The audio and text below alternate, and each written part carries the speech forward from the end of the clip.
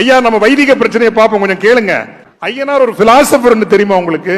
மாபெரும் தத்துவ மேதைக்கு கையில அருவாவை கொடுத்து வெளியே விட்டீங்கல்ல, இதுதான் வைதிகம். ஐயனாரை பத்தி அண்ணன் அருட்தந்தை ஜெகத் கஸ்பர் பேசுறார். ஐயனார் சிவனின் வடிவம்.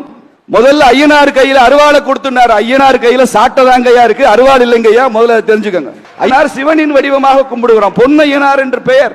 அங்கே கோவிலிலே மூர்த்தியாக ஒரு திருவுருவம் திருக்கடவுள் அமர்ந்திருப்பார். அவருக்கான பல வடிவங்களாக அமர்ந்திருக்கும். கருப்பசாமி திருமாலுடைய வடிவம். இதை சிறு தெய்வம் பெருதெய்வ வழிபாடு என்றெல்லாம் அதற்குள்ள குழப்பத்தை உருவாக்கியது கிறிஸ்தவ மிஷனரிகள். கிறிஸ்தவ மிஷனரிகள் வந்த பின்புதான் இந்த குழப்பம் வந்தது. அதே குழப்பத்தை தொடர்கிறார் அருட்தந்தை கஸ்பர். தமிழகம் தேசிய மண், தமிழகம் ஆழ்வார்கள் மண், தமிழகம் நாயன்மார்கள் மண், நாத்திகம் பேசும் நாக்கு முடை நாக்கு என்று சொன்னார் வள்ளலார் சுவாமிகள் பிறந்த மண்.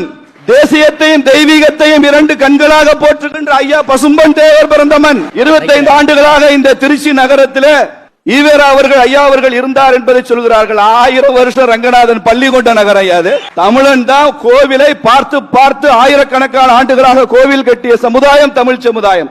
வேற எந்த மாநிலத்திலும் இல்லாமல் 40,000 கோயில் கட்டி இருக்கிறான் தமிழன். ராஜாஜி முதலமைச்சராக இருந்து கோவில் நுழைவுக்கு சட்டம் ஏற்றினார். யார் வருகிறார்கள் தடுக்கிறார்கள் பார்க்கிறேன் என்று சொல்லி ஐயா பசும்பொன் தேவர் கூட நின்றார். எல்லாமே இந்த தேசத்துல ஏதாவது தமிழ்நாட்டில் நல்லது நடந்தா ஈவேராவால நடந்தது, ஈவேராவால நடந்தது. ஏதாவது ஒரு பிரச்சனை இருந்தா அது சனாதனத்தினால் நடந்தது, சனாதனத்தினால் நடந்தது. சனாதனத்தை பற்றி ஜெகத் கஸ்பர் அவர்கள் பேசக்கூடாது. நீங்கள் கிறிஸ்தவர், அருட்தந்தை உங்களை மதிக்கிறோம். நீங்கள் கிறிஸ்தவ மதத்தில் இருக்கிற தீண்டாமையை பத்தி பேசுங்க சார். கிறிஸ்தவ மதத்தில் இருக்கிற பிரச்சனையை பத்தி பேசுங்க. எத்தனை உதாரணங்கள் தலித் கிறிஸ்தவர்களுக்கு இடுகாட்டில் உரிமை மறுக்கப்படுகிறது இந்த திருச்சியில இருக்கா இல்லையா? இவர் இங்கே வந்து வைதிகம் பேசுகிறாரு, சனாதனம் பேசுறாரு, இந்து தர்மத்தை பத்தி பேசுறாரு. நான் அதை ஏற்றுக்கொள்கிறேன். அந்த சீர்திருத்தம் சொல்கிற உரிமை உங்களுக்கு உண்டு என்பதை நான் ஏற்றுக்கொள்கிறேன், மதிக்கிறேன் உங்களை. ஆனால் அதை முதலில் உங்கள் கிறிஸ்தவத்தில் இருந்து ஆரம்பிங்கள் சொல்றேன். எங்களிடம் வேண்டாம். எல்லா சாதியினரும் அர்ச்சராகணும், ஆலயத்துக்குள்ள போகணும் பேசுற அக்கா அருள்மொழி தமிழ்நாட்டின் மசூதிகளில் பெண்கள் வழிபட அனுமதி வேண்டும் கேட்பாரா?